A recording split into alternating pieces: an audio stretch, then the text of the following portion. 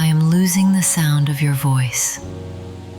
I write these words because I do not know how else to hold on to you, to us. If you hear this, if you feel this, then let the hum guide you back to me, or forward, or to wherever you are meant to be. For wherever that is, Michael, you will carry my love with you.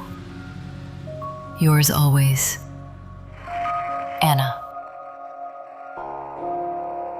There is something eternal in this letter, something that reaches beyond words, beyond even the time and place from which it was written. Anna's words carry the ache of one who waits, who loves, who longs.